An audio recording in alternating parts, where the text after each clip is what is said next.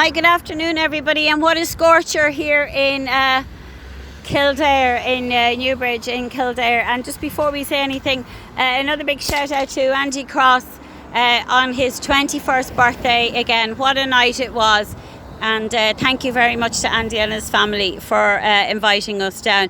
I'm just here with Joseph. As you know, Joseph is here every second week with the other guys. They never fail to come down, regardless of the fact that, you know, they don't get a great amount of people to come out and support them. But it's always about quality, never about quantity. So I'm just going to have a quick chat here with Joseph and let him get out of the sunshine. He's been standing here for hours. Hi, Joseph. Good afternoon. You're here again. This is, I know it's every second week, isn't it, here? That's it, every second week. Yeah.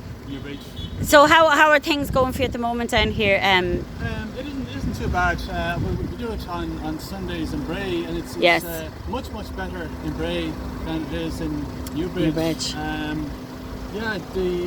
It's surprising. I mean, there isn't all that much of a distance between here and Bray, but the people in Bray are much more aware and much more concerned about what's happening in the country. Yeah. It doesn't matter what it is, if it's about injection deaths, if it's about the sexualisation of children, about the using of cash.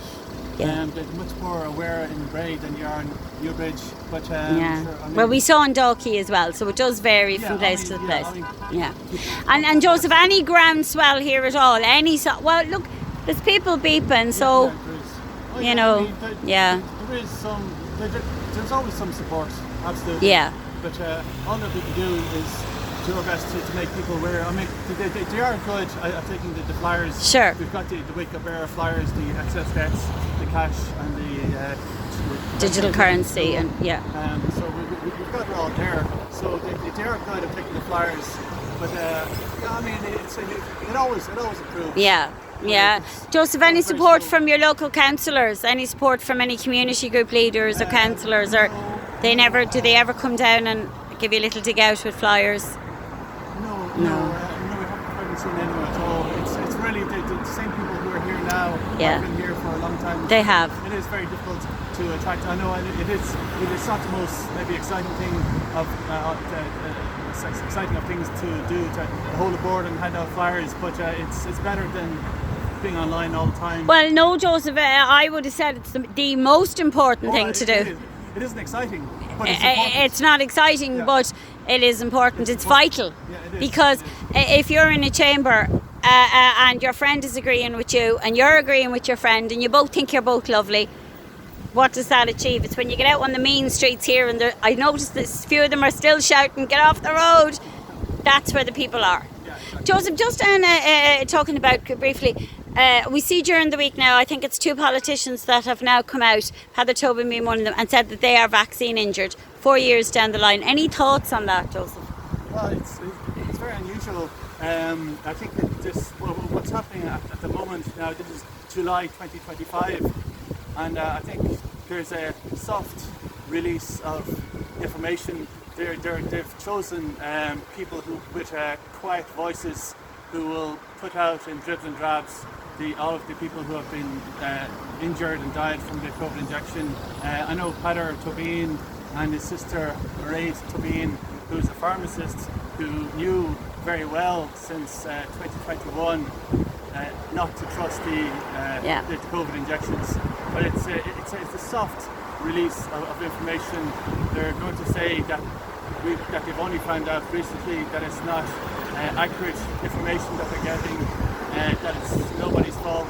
Yeah. But Heather Tobin knew full well in 2021, if not 2020, 2019 and before 2019, that he was put in a position of power long before the election of 2020, so that he's a very obedient person. He'll do as he's told. He wants to keep his job. So if that means putting his constituents at risk of death or serious injury, then that is a price that he was willing to take. Yeah. Well, Joseph, just on that, if I was in Navan now, I can walk in and get the job in Navan.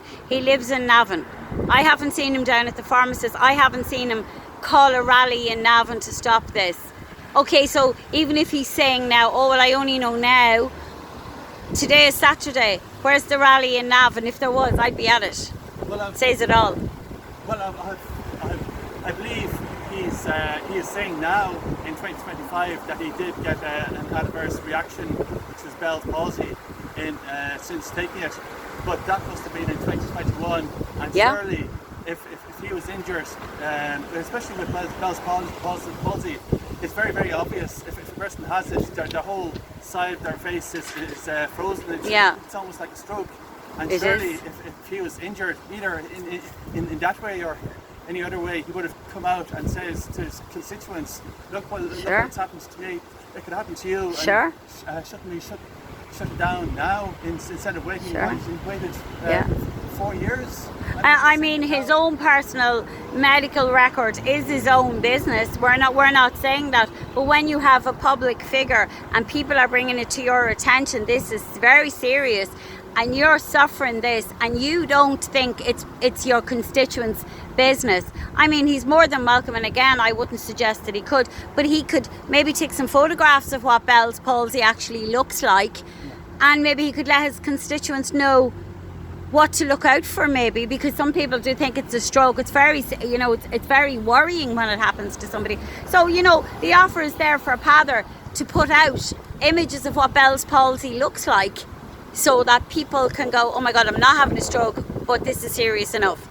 It's just a suggestion for Peadar. Absolutely. I mean, as you're saying, with the Bera have been calling for an end to the jobs even before they came out in 2021, because we knew that they would only have 3 effects. It's either going to kill, it's going to injure, or have no effect at all. If it wasn't done to put out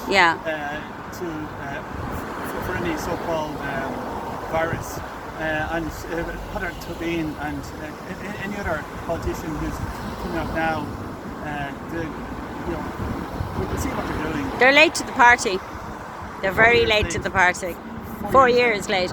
And, finally, I wonder, did Mairead encourage him to report his vaccine injury? And maybe he could talk to his constituents the process of that. He's the professional. Mairead is the professional. So even if they called a meeting in Navan or wherever and say, listen, this is step 1, this is step 2, this is step 3, how to report it.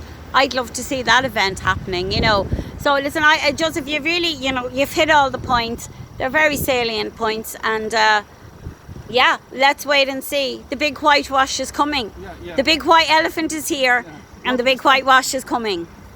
We just can't trust these politicians.